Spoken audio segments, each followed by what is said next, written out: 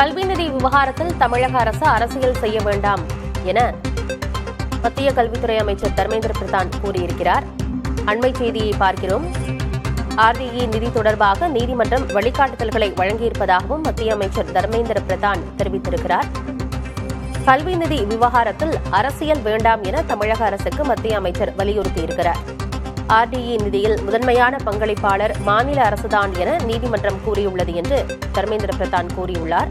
RTE நிதி விவகாரத்தில் தமிழக அரசுக்கு உரிய ஒத்துழைப்பு வழங்கப்படும் என்றும் மத்திய அமைச்சர் தர்மேந்திர பிரதான் தெரிவித்திருக்கிறார்.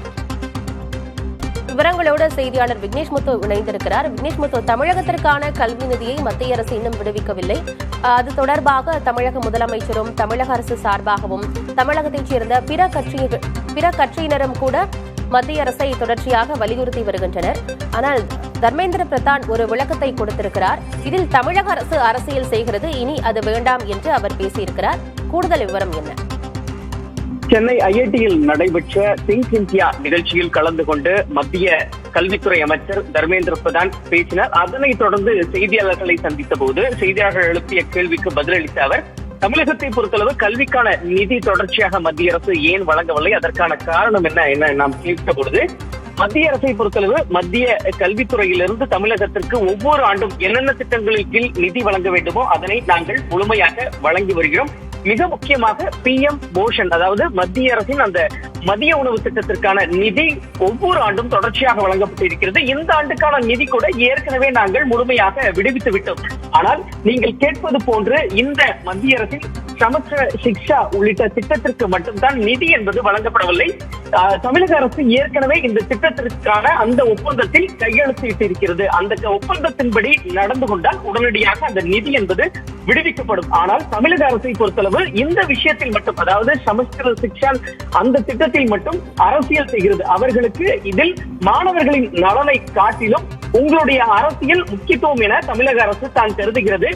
தேவையான ஒத்துழைப்பை மத்திய அரசு வழங்குவதற்கு தயாராக இருக்கிறது. அதே நேரத்தில் RTI அட்மிஷன் தொடர்பான கேள்விக்கு அதில் பிரதான பங்கு மாநில அரசுக்கு வருகிறது. ஏற்கனவே உச்சநீதிமன்றம் இதில் தெளிவான வழிகாட்டு நெறிமுறைகளை வழங்கியிருக்கிறது. நாங்களும் ஒத்துழைப்பு வழங்குவோம் என தெரிவித்திருக்கிறார். இருமொழி கொள்கை தொடர்பான கேள்விக்கு பதிலளித்த தர்மேந்திர பிரதான், தமிழகத்தில் இருக்கக்கூடிய பள்ளிகளில் ஏற்கனவே மும்மொழியை தாண்டி அதிகமான மொழிகள் கற்பிக்கப்படுகிறது. நாங்கள் தற்பொழுது 1 முதல் 5ஆம் வகுப்பு பயிலக்கூடிய மாணவர்களுக்கு நாங்கள் இருமொழி கொள்கை தான் 6 முதல் 12ஆம் வகுப்பு வரைதான் நாங்கள் அந்த மும்மொழி கொள்கையை அறிமுகம் செய்கிறோம். இப்படிப்பட்ட நேரத்தில் மாநில மொழிக்கான முக்கியத்துவம் தான் கொடுக்கப்படுகிறது. இந்தியா முழுவதும் கிட்டத்தட்ட 10% மக்கள் தான் ஆங்கில மொழியை பேசுகிறார்கள், கற்கிறார்கள். ஆனால் கூடுதலாக இந்த விஷயத்தில் மாநில மொழிகளை அல்லது இந்திய மொழிகளை ஊக்குவிப்பதற்கு மும்மொழி கொள்கை என்பது நிச்சயமாக அரசியல் குறுகிய அரசியல் பார்வை உள்ளவர்கள் தான் இந்த விஷயத்தில், அதாவது மத்திய அரசுக்கான அந்த நிதி விஷயத்தில் முழுமையாக பிரச்சனையாக மாற்றுகிறார்கள். ஏற்கனவே மத்திய கல்வித்துறை அமைச்சர், அதாவது என்னை தமிழக கல்வித்துறை அமைச்சரும் நாடாளுமன்ற குழு தலைவராக இருக்கக்கூடிய கனிமொழி உள்ளிட்டோர் நேரடியாக சந்தித்து ஆலோசனை நடத்தி இருக்கிறார்கள். தொடர்ச்சியாக மத்திய அரசு தமிழகத்திற்கு தேவையான நிதிகளை வழங்க தயாராக இருக்கிறது. ஆனால் அரசியல் நிச்சயமாக செய்யக்கூடாது என விளக்கம் அளித்திருக்கிறார் மத்திய அமைச்சர். சமக்ரா சிக்ஷா திட்ட நிதியை பொறுத்தவரைக்கும் மத்திய அரசு, மாநில அரசு இரண்டு தரப்பினுடைய பங்குகள் எவ்வளவா இருக்கு, எவ்வளவு விகிதம் விக்னேஷ் முத்து? அதே போல தேசிய கல்விக் கொள்கையை ஏற்கவில்லை என்றாலும் மத்திய அரசு தமிழகத்திற்கான கல்வி நிதியை எப்போதோ வழங்கி இருக்க வேண்டும் தானே? இதுல தமிழகம் அரசியல் செய்கிறது என்பதை எப்படி புரிந்து கொள்வது? மத்திய கல்வித்துறை அமைச்சர் தர்மேந்திர பிரதான் தெளிவாக பல்வேறு விஷயங்களுக்கு விளக்கம் அளித்திருக்கிறார். இந்த சமஸ்கிர சிக்ஷா என்பது கிட்டத்தட்ட 2018 தொடங்கப்பட்டு இருக்கக்கூடிய ஒரு திட்டம்.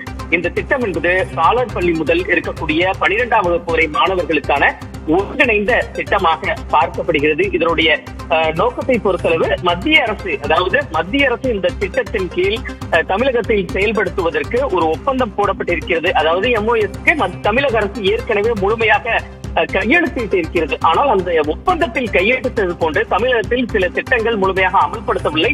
அதனால்தான் நாங்கள் நிதியை வழங்கவில்லை என மத்திய அரசு விளக்கம் அளித்திருக்கிறதுனால் நாங்கள் இந்த விஷயத்தில் நிதி வழங்குவதற்கும் தமிழக அரசை ஒருங்கிணைந்து செல்வதற்கும் தயாராக இருக்கிறோம். ஆனால் அரசியலை நாங்கள் ஏற்க மாட்டோம் என ஒரு விளக்கம் அளித்திருக்கிறார். தகவல்களுக்கு நன்றி விக்னேஷ்.